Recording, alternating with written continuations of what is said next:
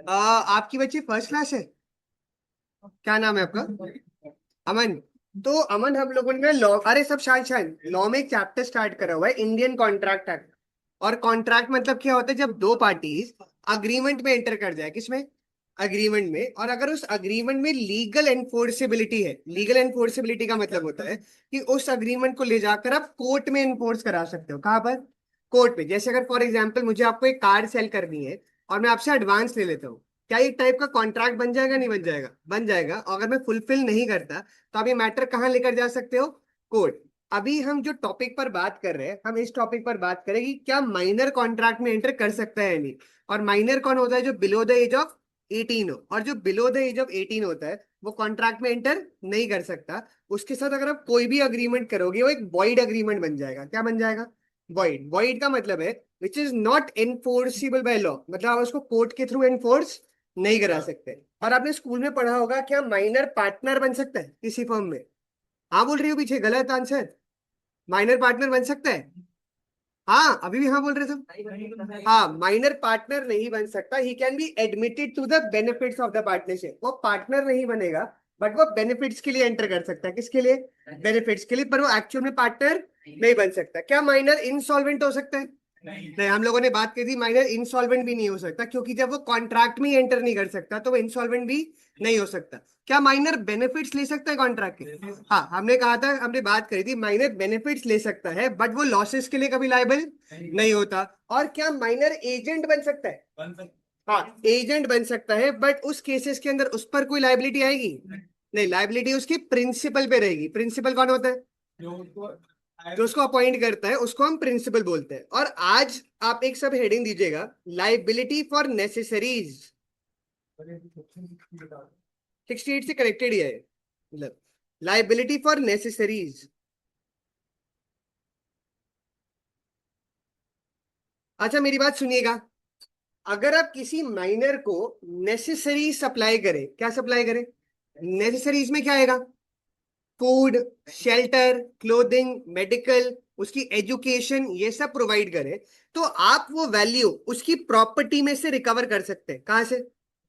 वापस से मैंने बोला, माइनर से रिकवर नहीं कर सकते, उसकी प्रॉपर्टी में से रिकवर कर सकते हैं। इसका क्या मतलब? माइनर से रिकवर नहीं कर सकते, उसकी प्रॉपर्टी में से कर सकते हैं। अगर किसी माइनर के पास कोई प्रॉपर्टी नहीं है और मैं उसको नेसेसरी सप्लाई करूं, क्या सप्लाई करूं, क्या मैं कुछ रिकवरी कर पाऊंगा? नहीं। मैं रिकवरी कब कर पाऊंगा? जब उसके पास कोई प्रॉपर्टी हो। और हम एक और चीज वर्ड यूज करते हैं कि माइनर की एस्टेट लाइबल है नेसेसरीज के लिए। एस्टेट मतलब प्रॉपर्टी, उसकी प्रॉपर्टी लाइबल होती है नेसेसरीज के लिए। क्या लाइबल है उसकी? प्रॉपर्टी। क्या माइनर खुद से लाइबल है? हाँ। तो अगर फॉर एग्जाम्पल, चलो एक एग्जाम्पल लेते हैं कि सपोज करते हैं मैं आयुषी को 100 T shirts for example provide करता हूँ, और सपोज करते हैं आयुषी एक माइनर है। क्या मैं उसकी प्रॉपर्टी में से रिकवर कर सकता हूँ? कर सकता हूँ। 100 टी शर्ट्स किसी की नेसेसरीज में? नहीं, वो नेसेसरीज में नहीं आएगा, वो एक टाइप का लग्जरी में आ सकता है। किसमें? हाँ, पर अगर एक या दो प्रोवाइड करूँ तो तब वो नेसेसरीज में आ सकता है। पर हाँ, लड़कियों के लिए नेसेसरीज में 100 भी हो सकती है, नहीं हो सकती? सब लड़के हाँ बोल रहे, लड़कियां हाँ नहीं बोल रही। हाँ, 100 टी शर्ट नेसेसरीज में। हाँ, लड़कियों के लिए कम है? ये इतने एक्सपीरियंस से कैसे बता रहा है? नहीं, फिर बोलती कपड़े कम है। हाँ, ये तो एक बात है। हाँ जी। तो वापस से मेरी बात ध्यान से, वो क्या बोल रहे हैं? Minor is not liable. कौन लाइबल नहीं है?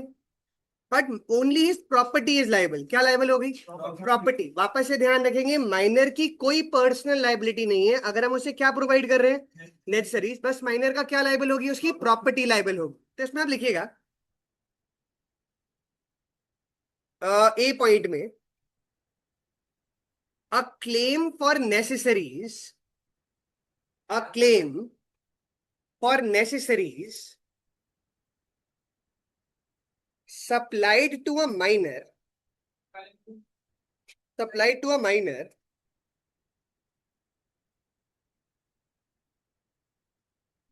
Is enforceable by law. इसका क्या मतलब एनफोर्सिएबल बाय लॉ? आप उसको कोर्ट लेकर जा सकते हैं। अगले पॉइंट में, there is no personal liability, there is no personal liability of the minor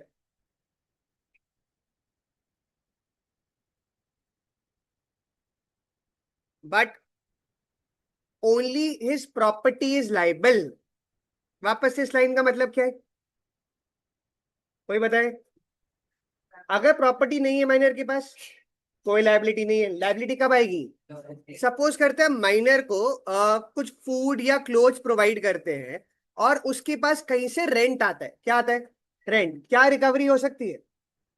हो सकता है उसके पास पैसा है, पर अगर सपोज करो कुछ भी नहीं है माइनर के पास, तो कोई रिकवरी नहीं हो सकती। हमेशा उसकी प्रॉपर्टी लाइबल है। क्या लाइबल है? उसकी property.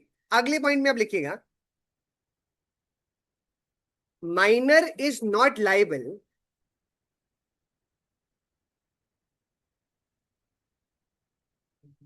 for any price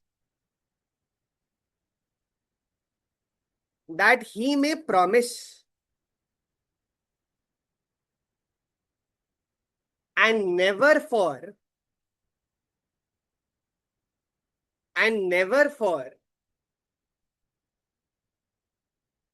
more than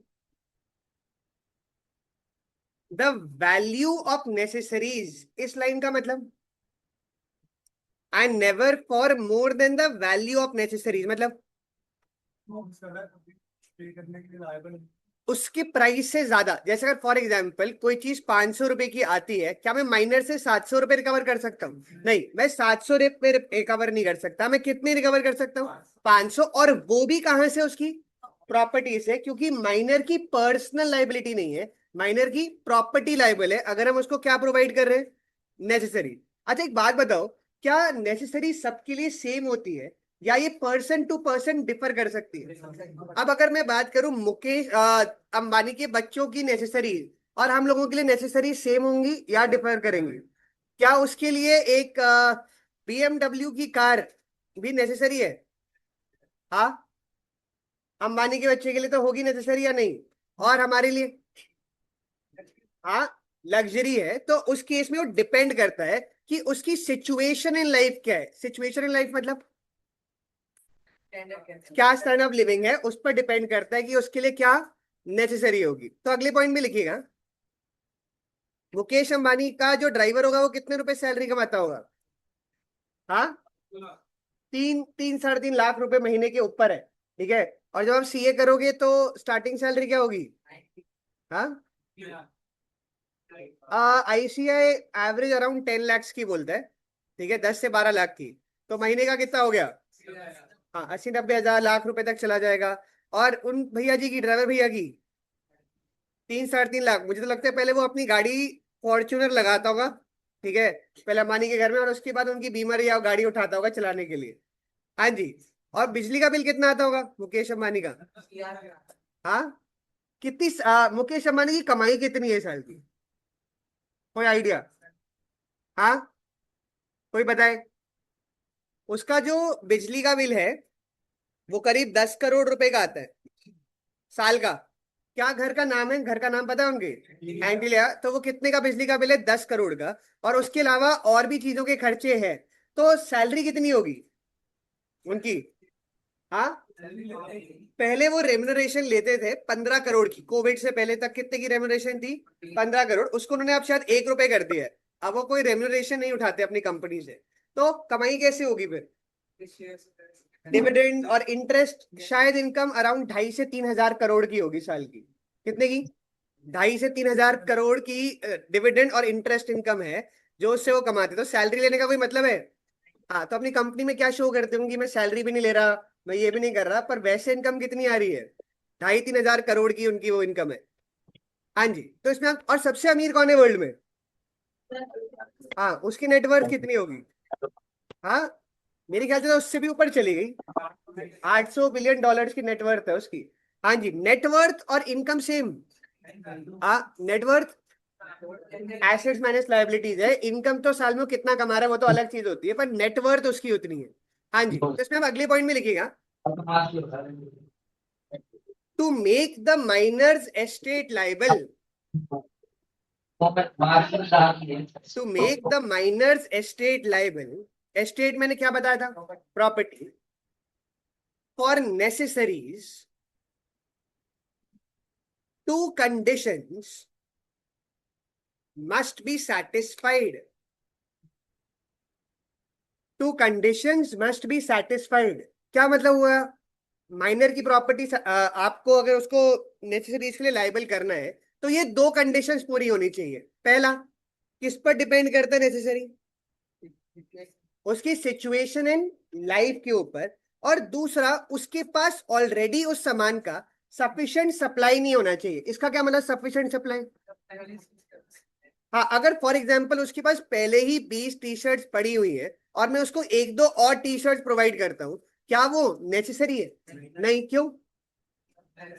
already उसके पास वो चीज अवेलेबल है, तो वो नेसेसरीज में नहीं आएगा। किस में नहीं आएगा? नेसेसरीज में। ये लिख दीजिएगा दोनों। और अगर मुझे पता हो कि फॉर एग्जाम्पल शहर के बाद बहुत प्रॉपर्टी है और मैं उसको लेकर किसी 5 स्टार होटल में जाके हमने खाना वाना खा लिया, क्या मैं उसकी प्रॉपर्टी में से रिकवर कर सकता हूँ पैसा जो बिल का है? हाँ, नहीं, क्यों? हाँ, 5 स्टार में खाना नेसेसरीज के अंदर आएगा नहीं आएगा? हाँ जी, ये दोनों लिख दीजिएगा।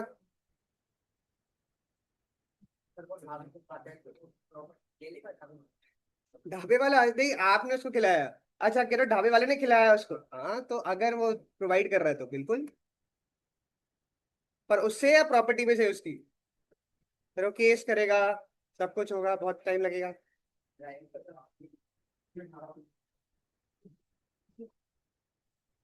इंडिया में डिसीजन कितनी जल्दी आ जाते हैं, क्या लगता है?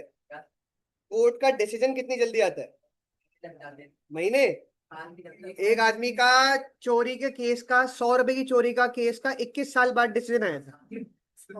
हाँ, और फिर ये हुआ था कि उसने कोई चोरी नहीं करी 21 साल के बाद।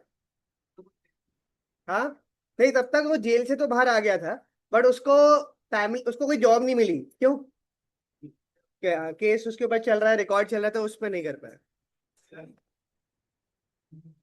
हाँ, क्या 21 साल का क्या मिला कॉम्पनसेशन, पर वो क्या ही कॉम्पनसेशन था ना, उसके बच्चे नहीं पढ़ पाए, वाइफ की डेथ हो गई, हॉस्पिटल के पैसे नहीं थे, कुछ नहीं था, तो वो बेचारे 21 साल तो लाइफ के क्या ही हो गए, उसके खराब हो गए।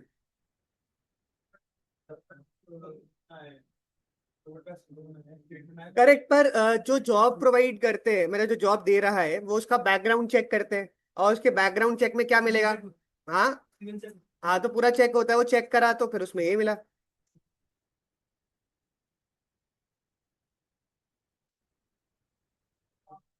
अच्छा, अब वो क्या बोल रहे हैं, क्या क्या चीजें उसकी नेसेसरीज में आती है? अच्छा अच्छा, शान शान शान, अरे बातें नहीं, क्या क्या चीजें उसकी नेसेसरीज में आ रही है?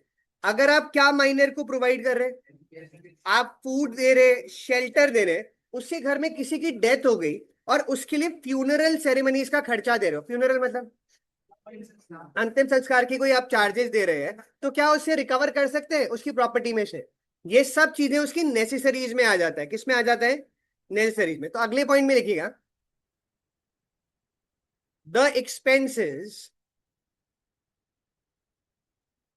on minors education,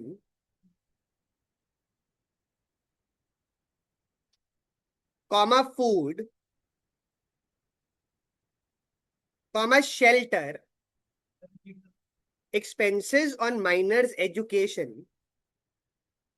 comma food, shelter, or expenses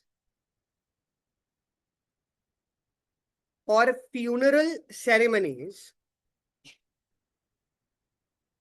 come within, or expenses on funeral ceremonies come within the scope of necessaries.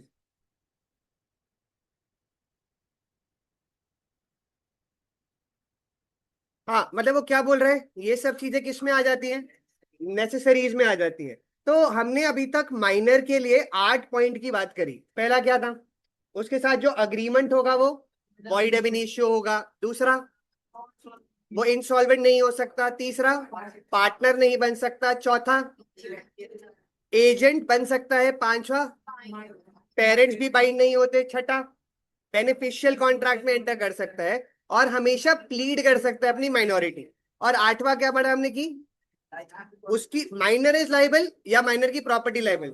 एक बार एग्जाम में 3 मार्कर आ गया था, is minor liable for necessaries, और जो ध्यान नहीं देते उन्होंने क्या लिख दिया होगा, माइनर लाइबल है या नहीं, नहीं माइनर लाइबल नहीं है, क्या लाइबल है, माइनर की प्रॉपर्टी। और आपने स्टार्टिंग में अगर वो यस नो करके गलत लिख दिया तो उसमें आपका आंसर वो पूरा ही कट कर देते हैं। माइनर लाइबल नहीं है, क्या लाइबल है, माइनर की प्रॉपर्टी। और प्रॉपर्टी के लिए वो एक और वर्ड भी आपका यूज कर सकते हैं, एस्टेट। क्या यूज कर सकते हैं, एस्टेट। हाँ जी, तो कितने पॉइंट हो गए, 8। उसके बाद आप आइएगा 9th पॉइंट के ऊपर, contracts by guardian, how far enforceable. अच्छा, गार्डियन कौन हुआ, पेरेंट्स हो गया या जो देख रेख करता है। अब मेरी बात सुनिएगा ध्यान से, क्या उसका गार्डियन भी उसके बिहाफ पर एंटर कर पाएगा कॉन्ट्रैक्ट में, अगर वो कॉन्ट्रैक्ट माइनर के किसके लिए हो रहा है, माइनर के बेनिफिट के लिए हो रहा है, तो उसका गार्डियन उसके बिहाफ पर कॉन्ट्रैक्ट में एंटर कर सकता है। बट अगर माइनर को लॉस हो रहा है उससे तो एंटर नहीं कर पाएगा। देखो क्या लिखा है, it must be with in his competent and for the benefit of the minor. किसके बेनिफिट के लिए, माइनर के बेनिफिट के लिए होगा, तभी वो एक वैलिड कॉन्ट्रैक्ट बनेगा। क्या बनेगा, वैलिड कॉन्ट्रैक्ट। ये लिख दीजिएगा हेडिंग देकर ये पॉइंट।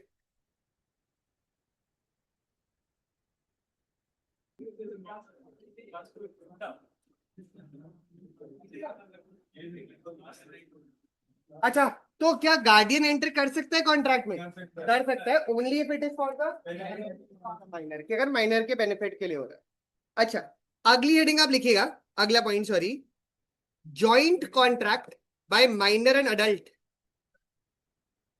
चलते जाओ, joint contract by minor and adult. अच्छा, मेरी बात ध्यान से सुनिएगा, सपोज करते हैं कि पर्सन ए है जो 21 की एज का है, कितने का, और एक पर्सन वाई है जो 16 की एज का है, कितने का, वो एक कॉन्ट्रैक्ट में एंटर करते हैं जेड के साथ, किसके साथ, जेड के साथ, और कुछ गड़बड़ हो जाती है, लाइबल कौन होगा, दोनों या सिर्फ अडल्ट, अडल्ट। तो देखो इसमें क्या लिखा है ध्यान से, in such a case the adult will be liable on the contract and not the minor. कौन लाइबल होगा, सिर्फ अडल्ट लाइबल होगा, माइनर की कोई लाइबिलिटी नहीं आएगी। देखो आपको इतनी सारी चीजें सिखाई जा रही है जब आप मेजर हो चुके हो, क्या हो चुके हो, अगर ये सब आपको पता होता जब आप माइनर थे तब अपनी, हाँ, सौरभ सर के साथ मिलकर भी कॉन्ट्रैक्ट कर लो। हाँ, क्या, कौन सा, अभी लगता है सर की कोई कहानी बता रही बड़ी, प्रवीण सर का होगा, आज एक कहानी बताता हूँ उनकी। हाँ, फोटो हाँ, करना पड़ेगा कुछ। अच्छा, इसमें आप लिखिएगा इन सच अ केस, इसमें आप लिखिएगा ए पॉइंट में, इन सच अ केस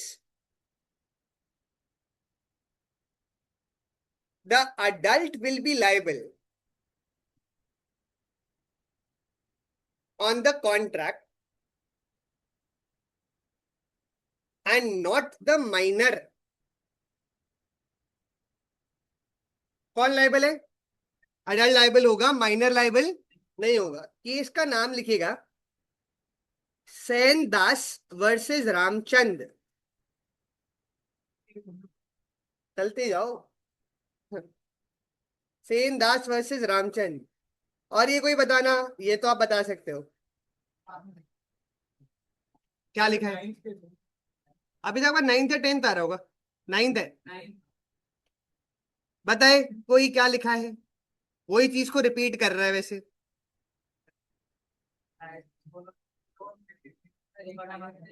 हाँ, वो क्या बोल रहे हैं, एनफोर्स कर, माइनर को नहीं कर पाएगा। देखो वापस से क्या लिखा है, जॉइंट परचेज थी by two purchases, one of them was a, it was held that the vendor, vendor मान लिया कि थर्ड पार्टी जो है वो एनफोर्स कर सकती है against the major and not against the minor. मतलब माइनर लाइबल कहीं से भी नहीं है, लाइबिलिटी किस पर आ रही है, मेजर पे आ रही है। और अगर बेनिफिट हो रहा होता तो दोनों को मिल रहा होता।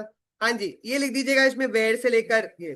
अच्छा, अब एक और बात, फैक्ट्स नहीं है इसके। आपको जो केसेस ज्यादातर याद करने की कोशिश करनी चाहिए वो जिनमें फैक्ट्स हो। क्या हो? फैक्ट हो। ऐसे तो बहुत सारे केसेस आते जाएंगे, आप याद नहीं कर पाओगे। हाँ, खुद नहीं बना सकते कि नाम अपने आप बना दिए। एक्स और ए और बी करके एग्जाम्पल बना सकते हो। क्या बना सकते हो? एग्जाम्पल। पर ये मत कर देना कहीं पर शौर्य वर्सेस कुछ डाल दिया, ऐसा नहीं कर पाएंगे।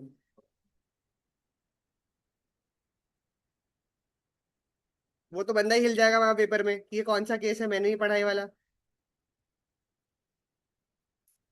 और ऐसे इनमें नाम भी ऐसे खतरनाक खतरनाक हैं। क्यों? पुराने केसेस है एक तो, जो सबसे पहले लैंडमार्क केसेस बने उनकी वैल्यू ज्यादा हुई। अभी तो बीकॉम में और केसेस आ जाते हैं, आप पढ़ोगे वहां पर एक का भूतनाथ भी नाम है केस में बंदे का। हाँ,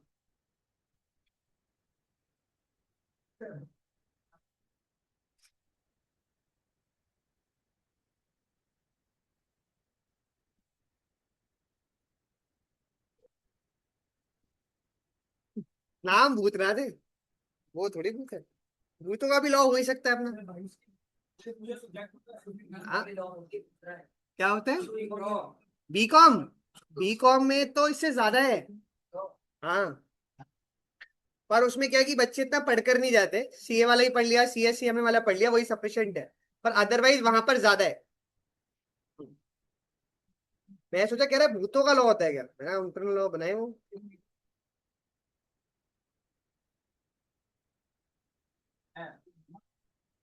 इंटर में भी बहुत सारे लॉ आएंगे आपके। इंटर में आपका एक तो कंपनी लॉ है, उसके साथ साथ इनकम टैक्स लॉ है, जीएसटी लॉ, काफी सारे लॉ आएंगे।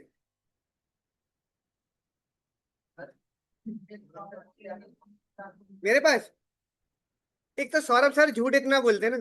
क्या? सौरभ सर का ना, अच्छा एक बात बताओ, घर का जो नाम होता है, मतलब घर, बिल्डिंग का नाम कौन लोग रखते हैं? अमीर लोग होते हैं, उनके घर का नाम होता है। सौरभ सर के घर का नाम है माँ का आंगन। आप शिवालिक में जाओगे, सबसे बड़ा घर देखना, आपको मिल जाएगा सौरभ सर का है, माँ का आंगन।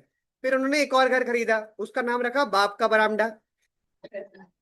सही में। हाँ एक और घर है बाप का बरामदा है। अभी उनका ससुर जी ने भी घर खरीदा है, मतलब सौरभ सर ने खरीदा है। अब वो क्या बनाएंगे, ससुर का क्या लग रहा है? ससुर का ससुराल। आ, क्या बन सकता है? वो तो बन गया आंगन, बरामदा हो गया, अब क्या बनेगा? देखते हैं कौन कितना। हाँ, क्या बनेगा? ससुर का तबेला। बताता हूँ सौरभ सर को क्या बोल रही हाँ, अरे पर राइमिंग वाइमिंग बनना चाहिए कुछ, हाँ सोचेंगे। हाँ, एक बच्चे ने बहुत अच्छा बताया था, पर मैं रिपीट नहीं करना चाह रहा। हाँ, अच्छा तो वापस से एक और बात, कितने पॉइंट हो गए हमारे? 10। तो ऐसे घरों का जो नाम रखते हैं, और किस किसके घर का नाम है इधर रखा है, क्या नाम है? हाँ, तो ये भी देखो अमीर आदमी लग रहा है, जो भी घर भर के नाम रख रहे हैं लोग, ऐसे अमीर अमीर लग रहे हैं। और किसी के घर का नाम है? मेरे घर का नाम है गरीब की कुटिया। हाँ ऐसा नाम। हाँ, क्योंकि ऐसे करके। अच्छा, अगले पॉइंट पर आना, माइनर एज शेयर होल्डर। और सौरभ सर के घर में बिजली का बिल भी नहीं आता। हाँ, उनके फादर जो है वो बीएसईएस के अंदर हेड पोजीशन में रिटायर करे थे, मतलब टॉप पोजीशन में। तो उनके घर में बिजली का बिल नहीं आता। हाँ, करप्शन, यही तो देश को खा रहे हैं सौरभ सर की घर वाले। हाँ, तारी का और बिजली का बिल ना आना बहुत बड़ी बात है, मतलब हर महीने एवरेज कितने का बिल आ जाए आदमी का? 10,000 12,000 रुपए टाइप्स आ जाएगा बिल। हाँ, और वो फ्री में एसी चला रहे, खुले में एसी पे एसी। अच्छा, 11 point, minor as shareholder. अच्छा, अब सुने, क्या माइनर किसी कंपनी का शेयर होल्डर बनना चाहिए जब वो कॉन्ट्रैक्ट में एंटर नहीं कर सकता? नहीं, जनरल रूल है कि माइनर शेयर होल्डर नहीं बन सकता। बट अगर माइनर अपने लॉफुल गार्डियन के थ्रू, किसके थ्रू? लॉफुल गार्डियन के थ्रू शेयर्स खरीदता है, वो भी फुल्ली पेड शेयर्स। कौन से शेयर? तब वो शेयर होल्डर बन सकता है। क्या बन सकता है? अब ये चलो देखते हैं किसकी अकाउंट्स कैसी है, तो सिंपल सी बात है, फुल्ली पेड शेयर्स होता क्या है? जैसे अगर शेयर्स का फेस वैल्यू 10 रुपए है और पेड अप पूरा ही 10 रुपए हो जाएगा, तो उसको हम क्या बोलेंगे? Fully paid. अब इसमें कोई लाइबिलिटी बची ही नहीं है, तो माइनर के ऊपर कोई लाइबिलिटी आने नहीं वाली। तो जनरल रूल क्या है, क्या माइनर शेयर होल्डर बन सकता है? नहीं, जनरल रूल है नहीं बन सकता। बट कब बन सकता है? जब वो अपने गार्डियन के थ्रू कौन से शेयर्स खरीद रहा है, फुल्ली पेड शेयर्स खरीद रहा है, तो वो शेयर होल्डर बन सकता है, अदरवाइज वो शेयर होल्डर नहीं बन। अच्छा, अब जैसे अकाउंट्स के अंदर एंट्रीज वगैरह शेयर कैपिटल में आपने पास करी होंगी, फर्स्ट कॉल, सेकंड कॉल, ये सारी चीजें, एप्लीकेशन। प्रैक्टिकल वर्ल्ड के अंदर अगर आप देखें तो अब ऐसा कुछ ज्यादातर नहीं होता। अब कंपनी शुरू में ही सारे पैसे मंगवा लेती है, क्या कर लेती है? हाँ, अगर फॉर एग्जाम्पल कंपनी का शेयर प्राइस 80 रुपीज पे वो लिस्ट कर रही है, तो पहली पैसा 80 रुपए पहले ही पूरे मंगवा लेगी, वो बाद में वेट नहीं करती उन सब चीजों का। हाँ, और 80 रुपए मंगवाती हो या फेस वैल्यू मंगाती है? फेस वैल्यू और मार्केट वैल्यू सेम होगी या डिफर करेगी? हाँ, कितने रुपए की फेस वैल्यू होती होगी? जैसे एमआरएफ का शेयर जो है वो करीब करीब 1,30,000 का है, ठीक है। उसका फेस वैल्यू कितना होना चाहिए? हाँ, प्रीमियम पर ही इशूड है, पर कितना फेस वैल्यू, कोई गैस करे? चलो देखते हैं। 100 से भी नीचे, ये तो बात सही है। एमआरएफ 10 रुपए। हाँ, फेस वैल्यू 10 रुपए का है और शेयर कितने का है? 1,40,000 का शेयर है, ठीक है। और ये क्या होता है उसका book value? Book value market value में क्या फर्क? आप तो अकाउंट्स पढ़ रहे हैं। सेम। हाँ, बताओ बताओ। अच्छा, जो आप सारी बैलेंस शीट वगैरह बनाते हो उससे कंपनी की बुक वैल्यू निकलती है, क्या निकलती है? और बुक वैल्यू और मार्केट वैल्यू में डिफर ये करता है, मार्केट वैल्यू उसकी डिमांड सप्लाई पर बेस्ड है, शेयर की किस पर बेस्ड है, और जो एक्चुअल एसेट लायबिलिटीज के उससे आता है उसको क्या बोलते हैं? Book value. तो इसकी बुक वैल्यू कितनी है? 45,000 की है, और इसका मार्केट वैल्यू 1,40,000 का है। उल्टा भी हो सकता है, किसी कंपनी की कम हो बुक वैल्यू मार्केट वैल्यू, जैसे कि वोडाफोन आइडिया, पता है सबको कैसा शेयर होगा उसका, कितने रुपए का? कोई आइडिया? 9 रुपए 70 पैसे के आसपास, और बुक वैल्यू क्या है? माइनस। ये कैसे मतलब? लाइबिलिटीज ज्यादा है उसकी और एसेट के मुकाबले, तो उसकी बुक वैल्यू। तो आप टेक्निकली इसका शेयर खरीद रहे हैं, तो आपके पास एक शेयर पर माइनस की वैल्यू मिल रही है आपको, कितने की? माइनस की आपको वैल्यू मिल रही है। और उसका क्या होगा? रिलायंस, अच्छा ही होगा। उसका शेयर कितने का? 1,360, और बुक वैल्यू? अच्छा, तो इस तरीके से तो इसका मतलब है रिलायंस की कंपनी की वैल्यू कम है, एमआरएफ ज्यादा है, बड़ा कंपनी है, हाँ या ना? एमआरएफ का शेयर कितने का? 1,30,000 का। और रिलायंस का शेयर कितने का?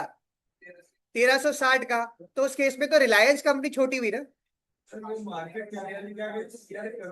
हाँ, हाँ जी, क्या मतलब? हाँ, करेक्ट। आपको ये चीज देखनी होती है, ये देखो क्या है ये, मार्केट कैपिटलाइजेशन। मार्केट कैपिटलाइजेशन का मतलब होता है market price into number of shares. क्या होता है? Market price into number of share. तो इसके कितनी है मार्केट कैपिटलाइजेशन? 18,42,000 करोड़ के आसपास की है। और एमआरएफ की इससे ज्यादा होगी कम होगी? एमआरएफ की कितनी कम होगी देखते हैं, चलो थोड़ी नॉलेज आप लोगों को अब तो स्टॉक मार्केट की भी हो जानी चाहिए। कितनी? 60,000 करोड़। तो इसका वैल्यू ज्यादा है, पर इसके नंबर ऑफ शेयर होल्डर, इसका मतलब क्या होंगे? ज्यादा होंगे कम होंगे रिलायंस से? कम। इसके नंबर ऑफ शेयर होल्डर अगर आपको देखने हो कितने हैं, देखें नंबर ऑफ शेयर होल्डर्स कितने लिखे हैं। 58,000 इतने शेयर हैं, और रिलायंस के कितने होंगे?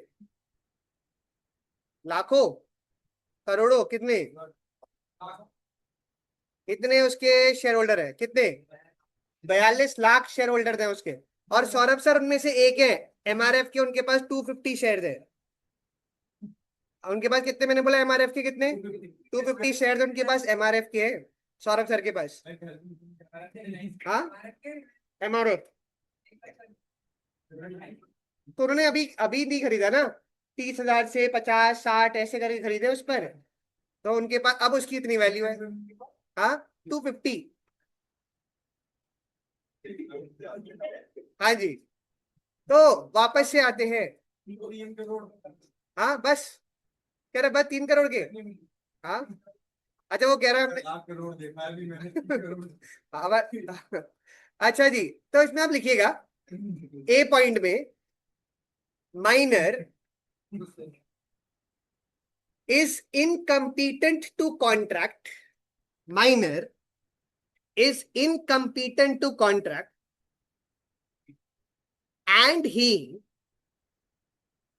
cannot be a shareholder. क्या नहीं बन सकता?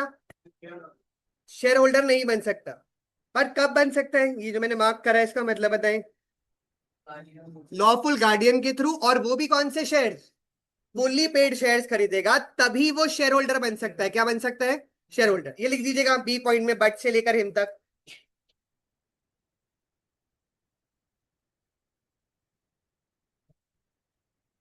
कल सौरभ सर मेरे को अमीर बता रहे हैं, अपनी अमीरी के किस्से नहीं सुनाए उन्होंने। हाँ, वो तो एकदम संत इंसान है। सौरभ सर का? हाँ, सौरभ सर की और कहानी बतानी पड़ेगी। याद करता हूँ, एक तो खतरनाक कहानी बता नहीं सकता, वो कहानी बता दूंगा तो सौरभ सर का टीचिंग करियर खत्म हो जाएगा, उनसे पढ़ोगे नहीं तुम। हाँ, ये बड़ी खतरनाक कहानी है। हाँ, सौरभ सर रोने लग जाएंगे वो कहानी पता चल गई तो। ये पक्का अभी के अभी जाएगी। इतना मैं जानता हूँ। हाँ, आपको भरोसा नहीं?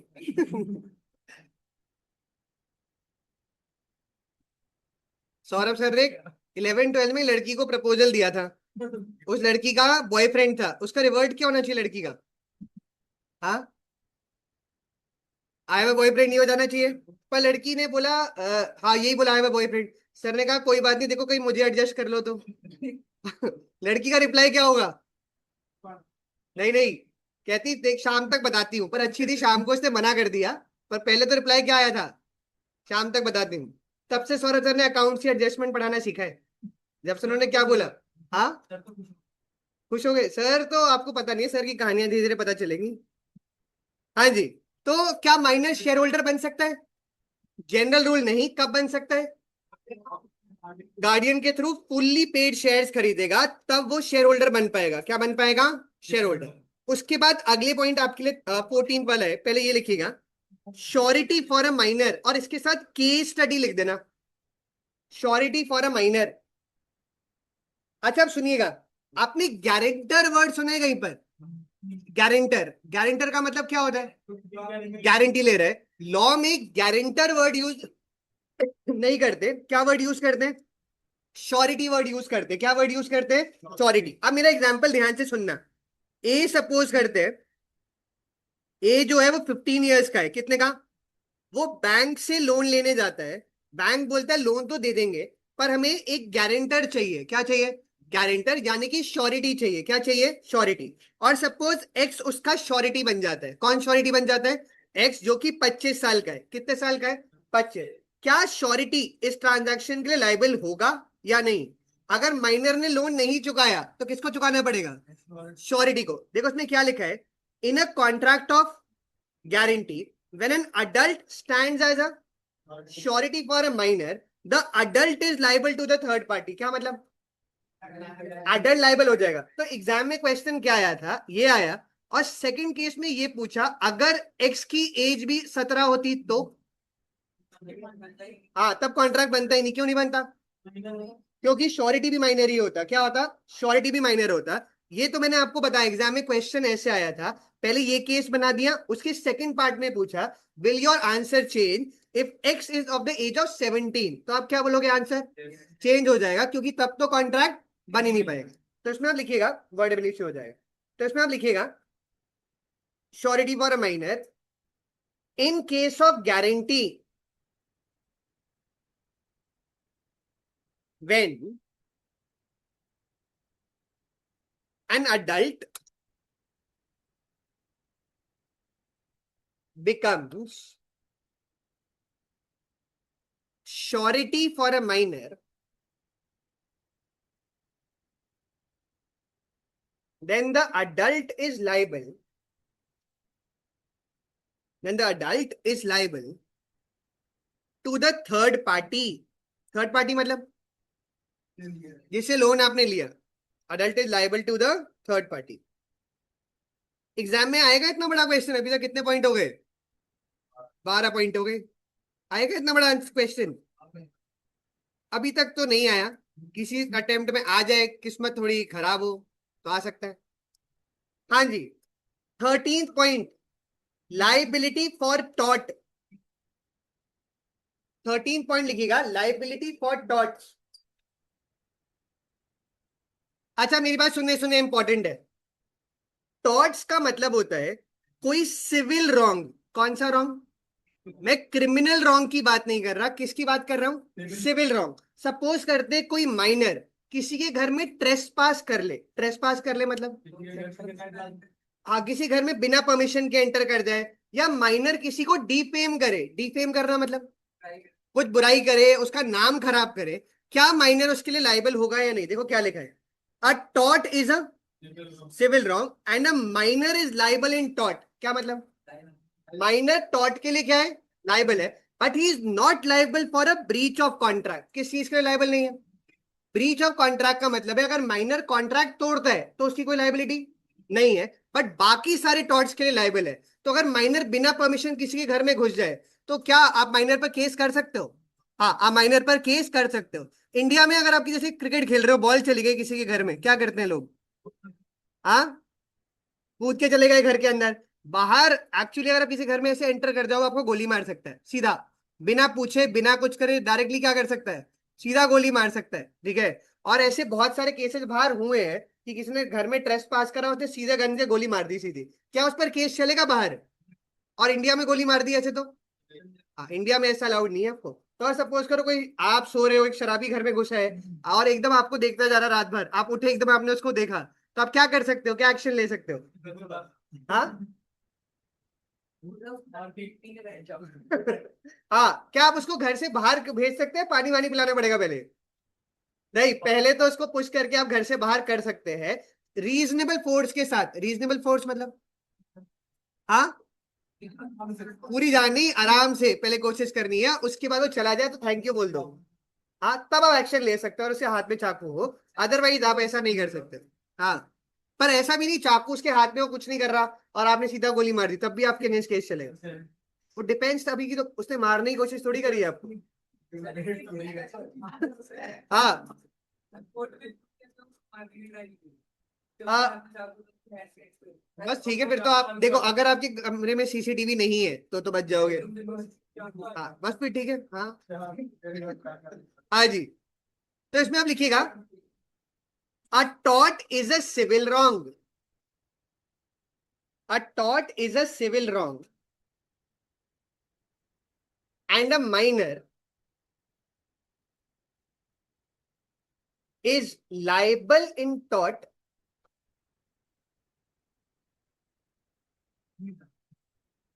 Unless it is a breach of contract. एक जो भी आप केस बोल रहे हो ना, ऐसा केस आया था, किसने सुना है? आरुषि तलवार मर्डर केस एक हुआ था। उसमें क्या था, एक लड़की थी, अराउंड 13-14 ईयर्स की होगी, 14 साल की होगी। तो वो अपने घर में, उसकी डेथ हो गई थी। किसी ने गर्दन उसकी ऐसे काट दी थी, तो वो डेथ हो गई थी। और जब वो पेरेंट्स वगैरह उठे, घर में 3 लोग थे, मदर फादर और वो उनकी बेटी, और बेटी की गर्दन। और जब देखा तो सर्वेंट नहीं मिल रहा था, तो पहला शक किस पर जाएगा? कि सर्वेंट ने ऐसे करा। पुलिस 1-2 दिन तक सर्वेंट को ढूंढती रही, सर्वेंट मिला नहीं। फिर किसी ने बोला छत वत बंद है, तो छत पे जाके चेक करा तो सर्वेंट को भी किसी ने गर्दन काटी हुई थी। ठीक है, तो किस पर आएगा सजा, किसको होनी चाहिए? हाँ, किस पर जाएगा, क्या लगता है केस? वो दोनों डेंटिस्ट थे, जो मदर फादर जो थे उसके, वो डेंटिस्ट थे। तो पुलिस ने क्या करा होगा, पुलिस ने जब पूरा छानबीन करी तो उन्होंने किस पर डाला होगा फिर ब्लेम? पेरेंट्स के ऊपर ब्लेम डाला था। क्यों? 4 लोग घर के अंदर, 2 की डेथ हो गई और 2 लोग जिंदा है, तो ऑब्वियसली इन दोनों में से किसी ने मारा है। पर क्या एविडेंस मिल पाए होंगे घर के अंदर के कुछ उनको? नहीं, तो उनको छोड़ना पड़ा होगा, नहीं छोड़ना पड़ा होगा? छोड़ना पड़ा होगा। तो ये बहुत बड़ा एक फेमस केस हुआ था, आरुषि तलवार मर्डर केस था। आप कभी गूगल करना, आपको मिल जाएगा इसके बारे में। और अभी तक उसका कोई वो नहीं है। पहले तो पेरेंट्स पर केस कर दिया था, पर पुलिस के लैप्सेस दिखे थे। किसके? पुलिस ने क्या करा था, फर्स्ट डे या सेकंड डे जब छत पे वो चेक करने गए थे, तो किसी का हाथ का ऐसे इम्प्रिंट था, किसी ने ऐसे खून मतलब मार रहा हो तो उसके हाथ में खून था और ऐसे प्रिंटेड था उधर। तो क्या पुलिस को उसका वो ले लेना, जैसे फोटो ले लिया, टेस्ट करवा लिया? कुछ भी नहीं करा पुलिस ने, ऐसा कुछ भी नहीं करा था। वरना क्या खूनी मिल जाता, नहीं मिल जाता? वो खूनी मिल जाता। तो उस केस में ऐसा नहीं था, पर काफी ज्यादा पुलिस के लैप्सेस आए थे। मुझे इस केस के बारे में इसलिए पता है क्योंकि जो वो मदर फादर डेंटिस्ट थे, मेरे मेरे ब्रेसेस लगाए थे उन लोगों ने, ठीक है। और उस टाइम पर ही वो केस वगैरह चल रहा था, और काफी ज्यादा खतरनाक केस। और मुझे वो ब्रेसलेट लगाते हुए डर लग रहा था मुझसे। क्यों? पता नहीं, पर उसमें ये था कि जैसे मारा था ना, लग रहा था किसी को पता है कि कहां पर मारना है। इसका क्या मतलब है? फॉर एग्जाम्पल, आपको किसी को मारना हो, ठीक है, तो आपको एग्जैक्ट पता नहीं है कहाँ मारना है। जरूरी नहीं है कि आपने किसी को चाकू मार दिया और मर जाए, पर कोई डॉक्टर होगा, कोई स्पेशलिस्ट होगा उस फील्ड का, उसको उसको पता होगा कि किस तरीके से। हाँ जी। अच्छा देखिए, एक और चीज इसमें क्या लिखा है, एक एग्जाम्पल सुनिएगा। एक माइनर ने एक हॉर्स बोरो करा। क्या बोरो करा? और उसने अपने लिए हॉर्स करा था बोरो, पर उसने वो हॉर्स अपने फ्रेंड को दे दिया। किसको दिया? फ्रेंड ने उस हॉर्स को कुदाया और मार डाला उसको, ठीक है। क्या माइनर लाइबल होगा इसके लिए? नहीं होगा, क्योंकि हॉर्स किसकी रिस्पॉन्सिबिलिटी थी? माइनर की। देखो क्या लिखा है, where a minor borrowed a horse for riding only, he was held liable when he lent the horse to his friend who jumped and killed the horse. इस केस में minor क्या हो जाएगा? लाइबल हो जाएगा। हाँ जी, ये लिख दीजिएगा एग्जाम्पल।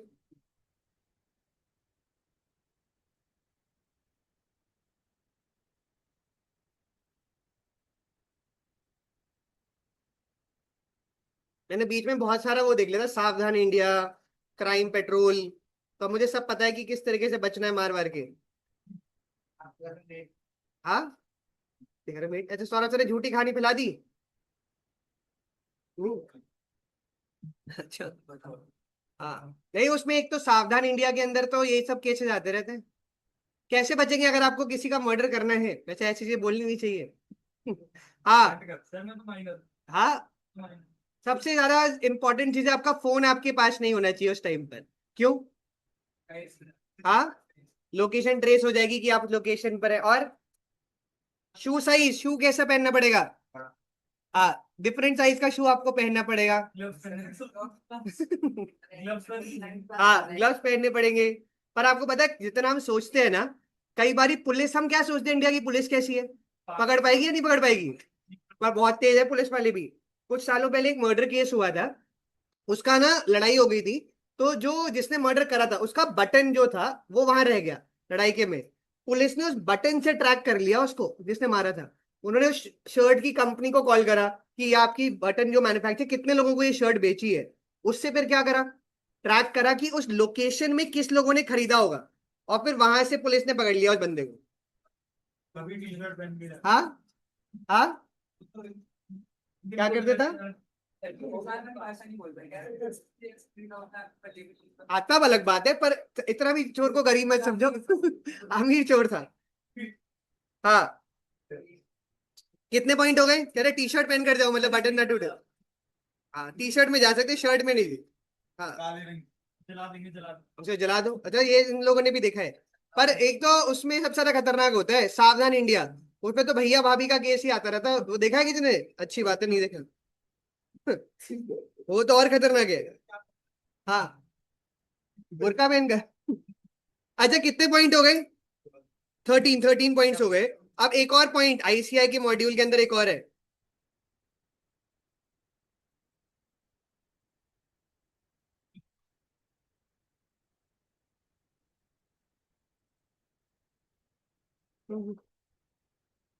अगर आपके एग्जाम में आ गया पूरा का पूरा बताना, तो मजे आ जाएंगे।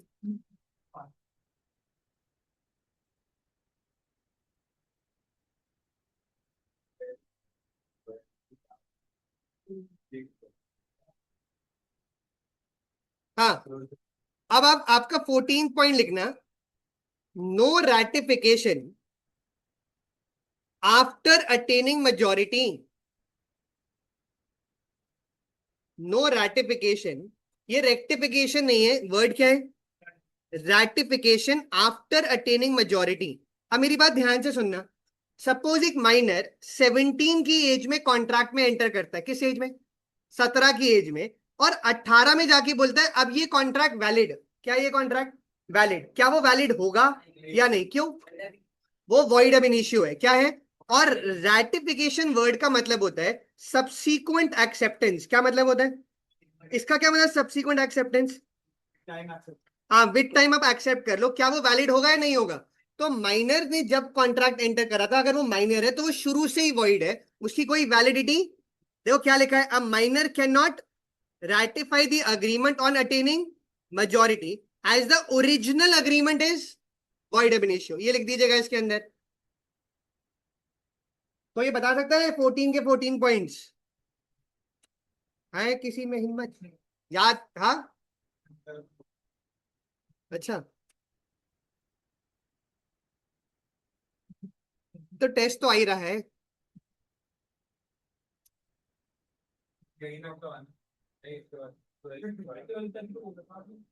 ज्यादा कर लेंगे, अच्छा। अकाउंट तो इजी है, debit word comes in, debit word comes in, credit word goes out, क्या ही है। हम्म। अभी तक आधा एक पेज तो लिख ही चुके हैं शुरू से, है ना। मजे आ जाएंगे, एक ही लाइन। अब क्या लग रहा है, डेटा है ज्यादा या नहीं है? और अभी तक अगर मैं आपको मार्क्स वाइज बोलूं तो आपके 4 नंबर तक का तो हो गया। हाँ।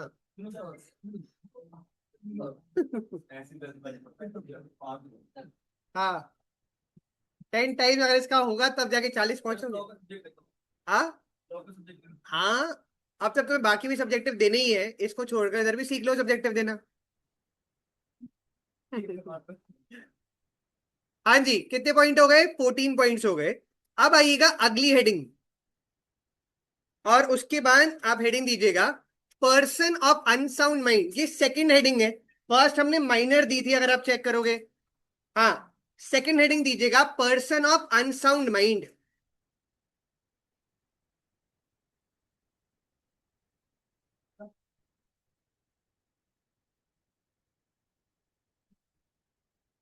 अच्छा, मेरी बात बहुत ध्यान से सुनिएगा। सेक्शन 12 जो है, अभी हम किस सेक्शन की बात करने वाले, 12 की। वो साउंड माइंड को डिफाइन करता है, किसको? अनसाउंड माइंड को डिफाइन नहीं करता, किसको डिफाइन करता है? Sound mind. और वो बोल रहे हैं उसी पर्सन को हम साउंड माइंड का मानेंगे who is capable of understanding the terms. क्या मतलब? जो कॉन्ट्रैक्ट के टर्म्स समझ सकता है और उस पर एक रैशनल जजमेंट ले सकता है। रैशनल जजमेंट मतलब अपना सही गलत पहचान सकता है। क्या पहचान सकता है? सपोज करो किसी ने बहुत ज्यादा ड्रिंक कर रखी है और वो अपने सेंसेस में नहीं है। किस में नहीं है? क्या वो कॉन्ट्रैक्ट में एंटर कर पाएगा? नहीं। क्यों? दो चीजें चेक करनी है, क्या वो कॉन्ट्रैक्ट अंडरस्टैंड कर पा रहा है? नहीं। और ना ही वो उस पर क्या ले पाएगा, एक रैशनल जजमेंट। तो उसको हम अनसाउंड माइंड का मानेंगे। क्या मानेंगे? तो साउंड माइंड को चेक करने के लिए दो चीजें चेक करनी है। पहला, वो कॉन्ट्रैक्ट के टर्म्स अंडरस्टैंड कर सके, और दूसरा रैशनल जजमेंट बना पाए। क्या जजमेंट बना पाए? रैशनल। और रैशनल मतलब अपना सही गलत पहचान पाए। तो इसमें आप लिखिएगा as per section 12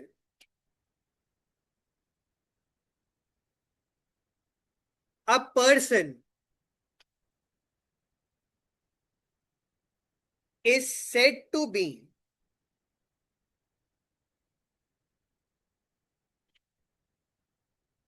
of sound mind, sorry,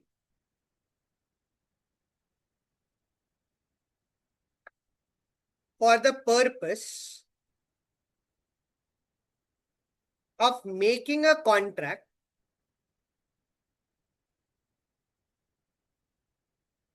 if at the time,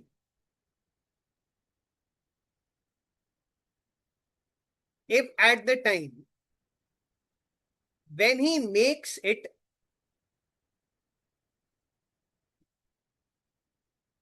अच्छा इसमें दो एरोज मार्क करके लिखना। क्या लिखा है पहले एरो में? क्या है? Capable of understanding it. And उसके बाद सेकंड में क्या लिखा है? कौन सा जजमेंट? जिससे वो जान सके कि उसका क्या इंटरेस्ट है। अगर ये दो चीजें हैं तो वो साउंड माइंड का हुआ या अनसाउंड माइंड का हुआ? साउंड माइंड का। और ये दो चीजें प्रेजेंट नहीं है तो अनसाउंड माइंड का हो जाएगा। कोई बहुत प्यार मोहब्बत में चला गया है, वो sound mind, unsound mind? Unsound.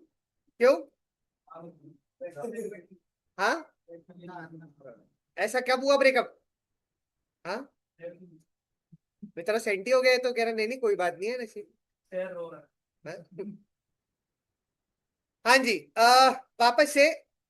तो उसने क्या बोला, साउंड माइंड कौन होता है?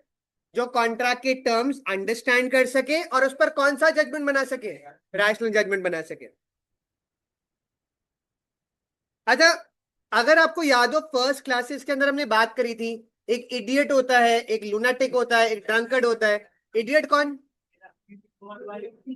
जिसने हमेशा के लिए अपनी थिंकिंग कैपेसिटी खो दी हो। और लुनाटिक? हाँ जी। और ड्रंकर्ड कौन था? जिसने बहुत ज्यादा ड्रिंक कर ली तो वो कॉन्ट्रैक्ट में एंटर नहीं कर सकता।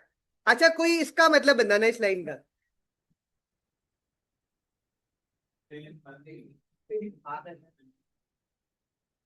इसका क्या होना, डिलेरियस फ्रॉम फीवर। उसको हाई फीवर, 105 का फीवर हो फॉर एग्जाम्पल, क्या वो एक ढंग का डिसीजन ले पाएगा? नहीं ले पाएगा। कहीं वो ढंग का डिसीजन नहीं ले पाएगा। या फिर किसी ने बहुत ज्यादा ड्रिंक कर ली हो तो भी वो ढंग का डिसीजन नहीं ले पाएगा। हाँ, नहीं नहीं, अगर आप 105 106 बुखार पर जाते हैं, नहीं नहीं मरते नहीं। हाँ, 100, मतलब शायद मैक्सिमम 107 108 तक भी 108 तक चला जाता है। हाँ हाँ जी, ये एग्जाम्पल लिख दीजिएगा।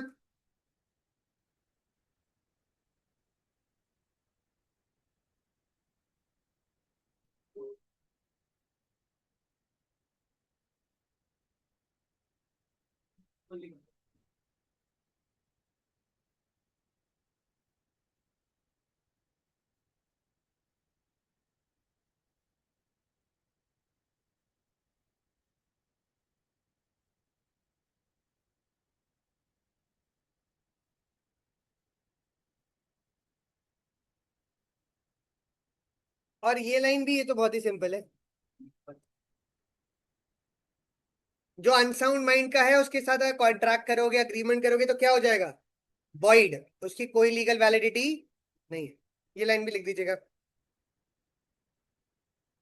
ओहो, टेस्ट का सिलेबस तक ऑलमोस्ट हम पहुंच गए। ऑलमोस्ट। अभी कुछ सेक्शंस बाकी हैं। हाँ, इतना कम मजा ही नहीं आएगा तुम्हें टेस्ट देने में।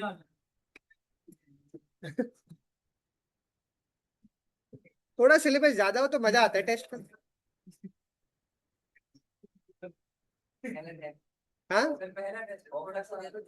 पर अगला फिर 36 पर होगा। फिर उसके साथ बहुत सारा और सिलेबस आ जाएगा। 15 15। फिर तो पेपर तब सितंबर तक पहुंच जाएगी फिर तो।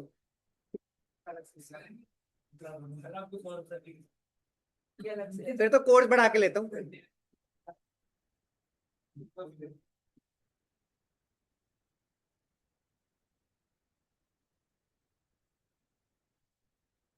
तो अगर आप अनसाउंड माइंड के पर्सन के साथ अग्रीमेंट करोगे तो क्या वो वैलिड होगा या वॉइड होगा?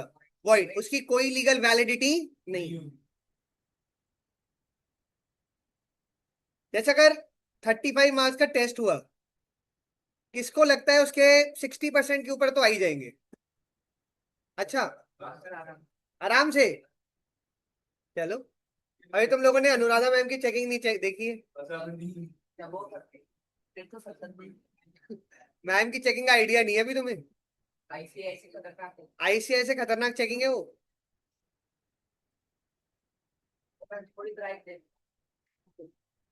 ना ना ना, वो नहीं हो पाएगा। हाँ हाँ, ये लास्ट लाइन भी लिख दी। 3 घंटे? 1 सवा घंटा? 3 घंटे तो फिर वहां वाला एग्जाम कितने देर का चाहिए तुम्हें, आईसीआई वाला?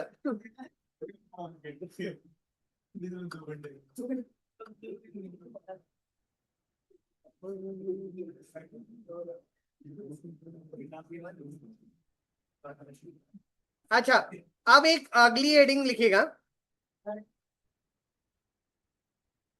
Third, contracts by disqualified person. इसका सेक्शन नहीं। ये वैसे ओवरऑल 11 में ही कवर हो गया, बस उन्होंने साउंड माइंड का अलग से सेक्शन दिया। 11 में था ना कैपेसिटी, हाँ उसमें उसमें 3 कैटेगरीज बात करी थी ना, माइनर हो सकते हैं। अच्छा वो देखिए वो क्या बोल रहा है, माइनर और अनसाउंड माइंड के अलावा एक और कैटेगरी है जिसको मना करा गया है, और उस कैटेगरी का क्या नाम है, डिसक्वालिफाइड फ्रॉम कॉन्ट्रैक्टिंग। हाँ जी, तो इसमें आप लिखिएगा ए पॉइंट में, besides minor and persons of unsound mind,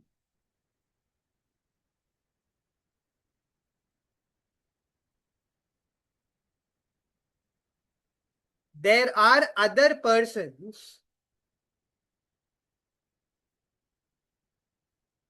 who are disqualified from contracting।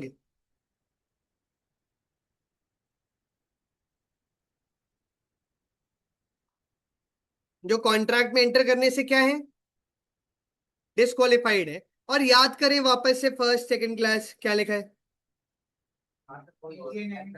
हाँ ये सारे लोग डिस्क्वालिफाइड हैं। जैसे एलियन एनिमी कौन था, जिनके साथ हमारी वॉर चल रही थी, उनकी कंट्री के जो सिटीजन है हमारे लिए क्या हो जाते हैं, कॉन्विक्ट कौन थे, जो जेल में बंद हैं, इंसॉल्वेंट जो बैंकरप्ट हो गए हैं। आप इन सब लोगों के साथ कॉन्ट्रैक्ट में एंटर नहीं कर सकते, ये लिख दीजिएगा, द से लेकर एक्सेट्रा तक।